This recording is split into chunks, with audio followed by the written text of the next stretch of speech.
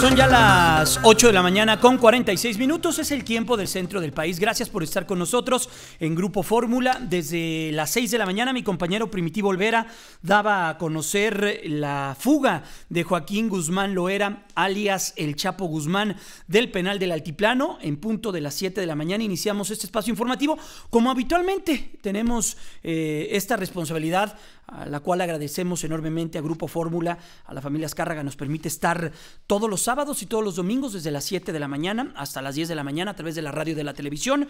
En esta ocasión tuvimos que modificar la estructura del programa. La información que conocimos en la madrugada de la evasión de la justicia, de la fuga de Joaquín Guzmán Loera, nos llevó a realizar este programa, esta cobertura especial que estamos llevando a cabo desde las 7 de la mañana.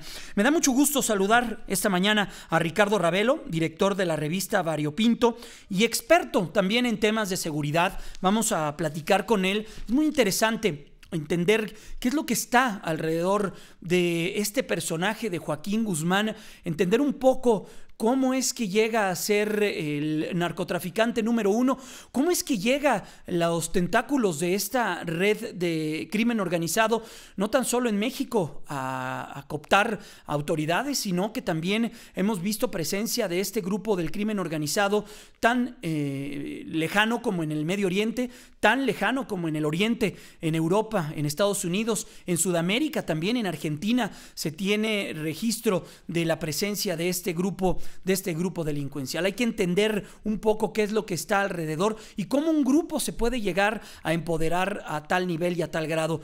Obviamente, esto no podría ser posible sin los actos y sin los temas de corrupción a los cuales hemos tenido acceso y en los cuales también le hemos dado y le hemos trasladado y lo hemos informado. Es muy importante señalar que muy temprano el Comisionado Nacional de Seguridad, Monte Alejandro Rubido, señalaba que habían tenido registro y contacto con el propio Joaquín Guzmán hacia las 8 de la noche, espacio y hora donde le habían proporcionado sus medicinas, personal federal del Centro de Readaptación Federal. Después lo comenzó y lo vio que entró a las regaderas a través del monitoreo, lugar de donde ya no salió. Esto les llamó la atención, llegaron a las regaderas y vieron que existía un hoyo de aproximadamente 50 centímetros por 50 centímetros, el cual derivaba en un túnel de aproximadamente 1,70 metros de longitud, el cual también se conectaba a otro túnel con 10 metros de longitud y una escalera, y de ahí se conectaba, escúchelo bien, sí, a un túnel de más de 1,500 metros de distancia, un túnel donde vieron y donde encontraron cimbra, donde encontraron tanques de oxígeno, donde encontraron PVC, donde encontraron una moto que también había sido utilizada para sacar la arena de este túnel. Es bien importante destacar todo esto que dio a conocer el Comisionado de Seguridad Nacional, Monte Alejandro Rubido. También importante señalar que en apego a los protocolos se comenzó y se realizó un programa y llegaron autoridades tanto por aire como por tierra para hacer y para generar la búsqueda de el Joaquín El Chapo Guzmán. A través del aire llegaron 4 helicópteros, se tiene como precisión y como información, se suspendieron las tareas de operaciones de vuelos no autorizados o no revisados en el Aeropuerto Internacional de Toluca. También Monte Alejandro Rubido dio a conocer que llegó al penal de máxima seguridad del Altiplano con Felipe de Jesús Muñoz para que la PGR tomara el control de este penal. El turno, el cual tenía que ser relevado, se suspendió. También 18 elementos fueron trasladados a la Ciudad de México para su investigación. Así es como han transcurrido las últimas horas en esta fuga de Joaquín Guzmán Loera. Pero esta es la segunda fuga. Recordemos que en el 2001 también se fugó y estas fueron las características de la misma. Joaquín Archibaldo Guzmán Loera, líder del cártel de Sinaloa, se fugó por vez primera del penal de máxima seguridad de Puente Grande, Jalisco, el 19 de enero del 2001. El hombre, nacido en abril de 1957 en La Tuna, Badiraguato, Sinaloa, escapó de su celda en el módulo 3 del penal a solo 50 días de que el entonces presidente Vicente Fox asumiera el cargo tras ganar las elecciones presidenciales con la bandera del Partido Acción Nacional. Al momento de su fuga, el capo llevaba menos de 9 meses preso, después de ser capturado el 9 de junio de 1993 en la frontera de Guatemala con Chiapas, y cumplía 3 sentencias que sumaban 20 años y 9 meses por los delitos de asociación delictiva y cohecho. Narcotraficante que despegó con su carrera en los años 80 bajo la tutela del capo Miguel Ángel Félix Gallardo. El Chapo comenzó a tomar notoriedad por la violenta disputa que estableció con el cártel de Tijuana de los Arellano Félix por el dominio de Baja California y Sinaloa. Primero fue encarcelado en el penal de máxima seguridad de Almoloya de Juárez, hoy conocido como el Altiplano en el Estado de México. Tras un intento de fuga, las autoridades lo trasladaron al centro de Jalisco el 22 de noviembre de 1995. Según las investigaciones de la PGR, en el penal de Puente Grande, ahora denominado de Occidente, el Chapo Guzmán pudo corromper a decenas de custodios y funcionarios para pagar sus condenas prácticamente como si no estuviese preso. Al oficializar la fuga, Jorge Tello Peón, quien fuera entonces subsecretario de Seguridad Pública y también asesor en el gobierno del presidente Felipe Calderón, calificó la fuga como una traición al sistema penitenciario. La PGR acusó a 62 personas entre funcionarios, custodios y reos del penal. Actualmente, unos 5 procesados siguen presos por el caso, después de que el resto cumpliera su condena o fueran absueltos, entre ellos el exdirector Leonardo Beltrán Santana. Las 8:53. Otras de las informaciones que se han destacado durante las últimas horas es sin duda lo que está ocurriendo, cambiando un poquitito y haciendo una pausa, una breve pausa en todo esto que estamos informándole, la situación del volcán de Colima. Estamos viendo, hemos estado dándole seguimiento desde el día de ayer. Estábamos platicando sobre lo que había ocurrido en el volcán de Colima la madrugada del pasado jueves para viernes, la actividad en la cual se incrementó, lo estamos viendo en las pantallas. También hemos dado a conocer lo que Protección Civil ha estado comentando al respecto, no acercarse a menos de 5 kilómetros del cráter. Ya está en la línea telefónica Ricardo Ravelo, director de la revista Variopinto y experto en temas de seguridad. Ricardo, en verdad aprecio mucho que nos contestes esta llamada esta mañana, así con toda la información o la poca información que se puede generar con un dato y con una nota que ya dio la vuelta al mundo. Ricardo, ¿cómo estás? Muy buenos días. Buenos días, un saludo y un saludo al auditorio. Ricardo, ayúdanos a entender quién es Joaquín El Chapo Guzmán, cómo es que logra su poderío y cómo es que logra generar un túnel de más de 1,500 metros de distancia a tan solo más de 14, 15 meses de estar preso en el penal de máxima seguridad, con una precisión inaudita de que ese túnel dé directamente a las regaderas y hoy estemos hablando de que ya es prófugo de la justicia nuevamente. Bueno, es una cuestión que parece increíble. La verdad es que esto cuesta mucho trabajo entenderlo por sí solo, que el Chapo Guzmán haya realmente construido el túnel, haya estado detrás de este plan criminal solo. Es decir, aquí nuevamente vuelve a tomar relevancia la sospecha de que ningún capo del narcotráfico, ni en México ni en el mundo, puede tener tanto poder y tanta capacidad para evadir la justicia si no tiene el apoyo del poder político en turno. Con todo respeto a la administración actual, esta fuga está totalmente maquinada con el apoyo del poder, con el apoyo policíaco, con el apoyo del sistema. Si el Chapo se fuga es porque hace falta afuera. No se puede entender de otra manera.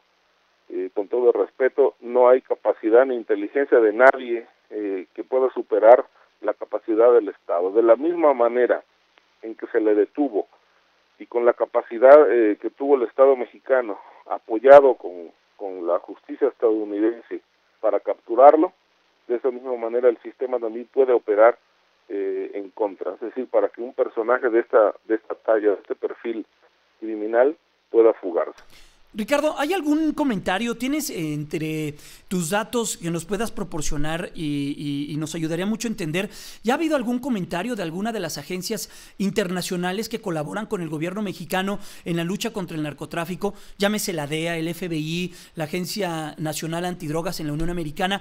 ¿Han hecho algún comentario sobre todo lo que está ocurriendo o los tiene tan o más sorprendidos como a nosotros? Pues todavía no, de hecho, esto apenas se dio a conocer hace unas horas, es decir, no tiene ni 12 horas que aparentemente ocurrió el evento. Estamos hablando de ayer, de sábado a las 9 de la noche, pero bueno, por ahora ninguna agencia se ha pronunciado al respecto, es decir, se espera que a través a través de este domingo, de las horas que vayan transcurriendo, pues haya alguna posición tanto del gobierno federal como del gobierno de Estados Unidos. Es decir, ya la del gobierno federal pues la conocemos, está una posición ahí del señor Rubido, pero por otro lado, bueno, a nivel de internacional pues todavía falta una posición, porque bueno, el personaje estaba enfrentando también un juicio de extradición. Era necesario que se le extraditara a Estados Unidos para que respondiera también por los cargos que ya enfrenta en Estados Unidos. Pero bueno, esto sorprende a todos y pienso que pues se tiene que pues investigar realmente cómo se preparó ese túnel pues se supone que es un personaje vigilado, es un personaje que no debía de estar suelto aún dentro de la prisión, que se necesitaba que estuviera una seguridad pues máxima, sobre todo por el perfil mismo de lo que es el Chapo Guzmán. Es el narcotraficante que en su momento fue el más buscado del mundo, es el personaje que se fugó también de otra cárcel de máxima seguridad como fue el penal de Puente Grande en Jalisco, pues también mediante un plan largamente maquinado, obviamente que llevó más tiempo en aquel momento. Claro. Ahora estamos hablando de algunos meses, pocos meses, para maquinar toda esta fuga y sobre todo el armado de un túnel que, pues, con todo respeto, tengo mis dudas de que esto se haya construido a partir de la captura del Chapo Guzmán. Es decir, esto tiene mucho más tiempo.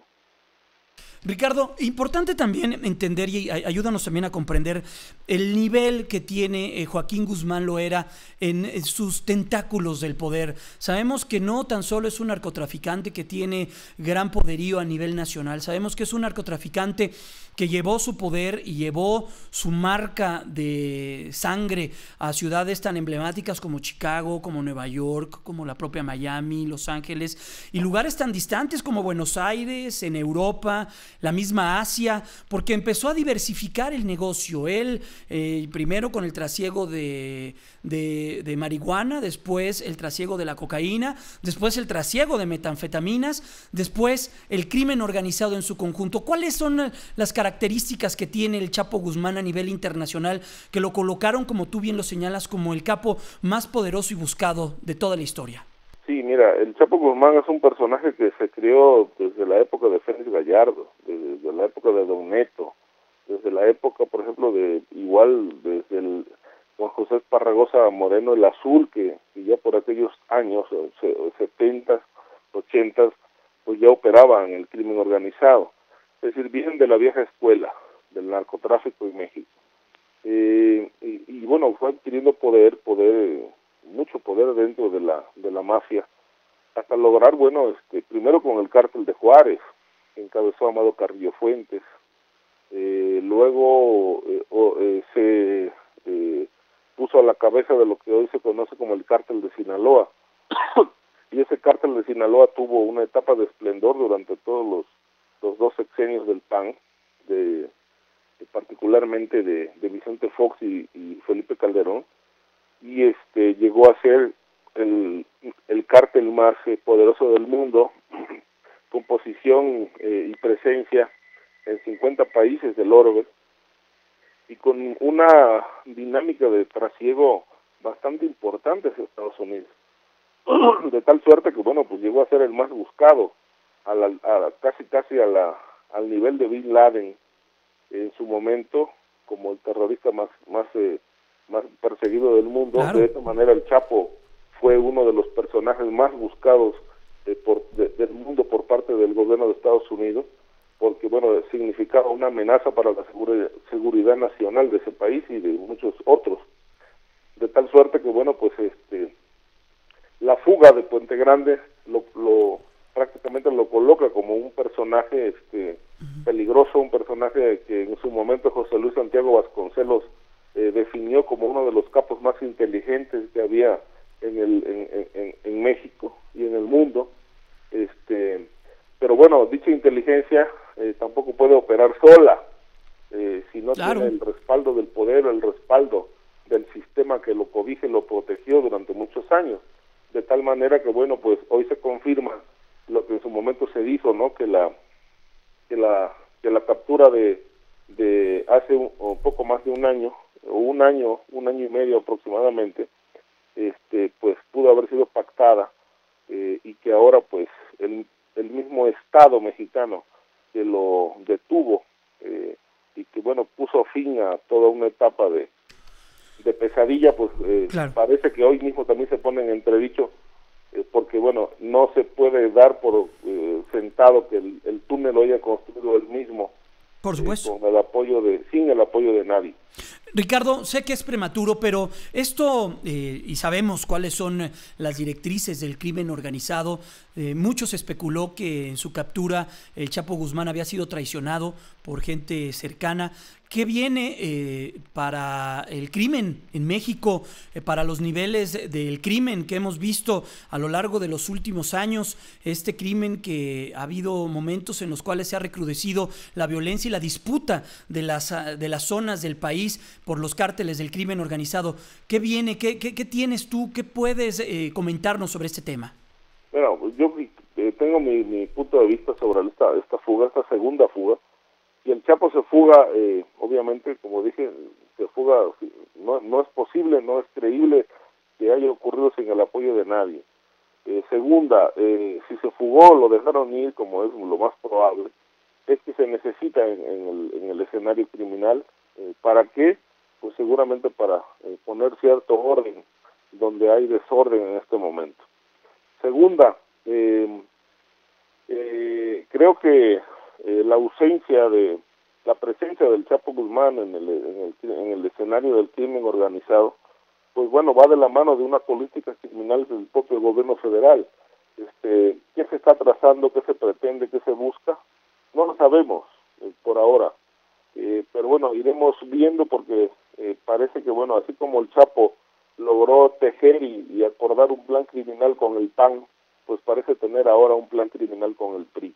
Y sobre la circunstancia jurídica, ¿por qué la captura del Chapo Guzmán no fue extraditado a la Unión Americana? Hemos ya platicado con varios especialistas, nos han comentado que de hecho no había una petición formal por parte del gobierno norteamericano, pero tampoco había tanto una intención nacional como para extraditarlo. ¿Tú qué información tienes sobre esto? Y mira, sí había una extradición, una orden de extradición desde hace años, estaba enfrentando jurídicamente, pero por ejemplo faltó una decisión del presidente, como lo hizo en su momento Felipe Calderón, que envió a los principales capos que estaban presos en Almoloya, en Altiplano, a Estados Unidos, más allá de que estuvieran enfrentando juicios con la justicia mexicana. Es decir, sí se violaron protocolos en aquel momento, sí se violaron la legalidad en el caso de muchos de ellos que estaban enfrentando juicios, pero también creo que fue una decisión que más allá de haber sido cuestionada, también hoy se reconoce como una decisión válida, porque no había capacidad para poder mantener un nivel de seguridad dentro de un penal llamado de alta seguridad, de tal manera que haberlos enviado a Estados Unidos pues puso a salvo la seguridad, y por otro lado mantuvo a estos personajes controlados y vigilados. En el caso del Chapo Guzmán, todas las decisiones pues se retrasaron, es decir, por un lado hubo una orden de extradición que se estaba combatiendo en juicio, pero tampoco Estados Unidos lo exigió, tampoco el gobierno mexicano tomó una decisión para extraditarlo rápidamente, que considero que hubiera sido la mejor medida, dado que el sistema en México está totalmente vulnerado. No hay seguridad ni en las prisiones de máxima seguridad. Es decir, lo que hoy se conoce como penales de máxima seguridad, pues realmente la máxima seguridad, como pone en evidencia esta fuga, pues se reduce al mínimo, ¿no? Claro, pues Ricardo Ravelo, en verdad apreciamos mucho que nos hayas podido tomar esta llamada muy, pues sí, de bote pronto, con la poca información que se tiene. Seguramente a lo largo de las siguientes horas, de los próximos días, conoceremos más detalles, pero lo que a todas luces podemos pues sacar como de las pocas conclusiones, de las tantas dudas y preguntas, es que esta fuga no se pudo realizar y no pudo concretarse sin los temas de corrupción, tanto al interior del penal como al exterior del penal. Ricardo Ravelo, director de la revista Variopinto y experto en temas de seguridad, en verdad, apreciamos mucho que nos hayas podido tomar esa llamada aquí en Grupo Fórmula. Muchas gracias. Reitero, es una fuga que no pudo haberse realizado sin el apoyo de nadie. Claro que sí. Es poco creíble. Nos quedamos sin duda con eso, es increíble lo que ocurrió. Gracias, Ricardo, que estés muy bien. Muy buenos días. Buenos días. Hasta luego, muy buenos días. Es el especialista y director de la revista Variopinto, Ricardo Ravelo. Pues sí, él lo comenta de manera muy certera. Esta fuga, lo que sucedió la noche de ayer y la madrugada de hoy, sin duda no sucedió nada más ayer, las últimas horas. Esto fue algo que se fraguó durante las últimas horas, las últimas semanas, los últimos meses, y nadie se dio cuenta. Vamos a una pausa, son las 9 de la mañana con 8 minutos, es el tiempo del centro del país, estamos en vivo, es Grupo Fórmula en esta cobertura especial esta mañana, domingo 12 de julio del 2015.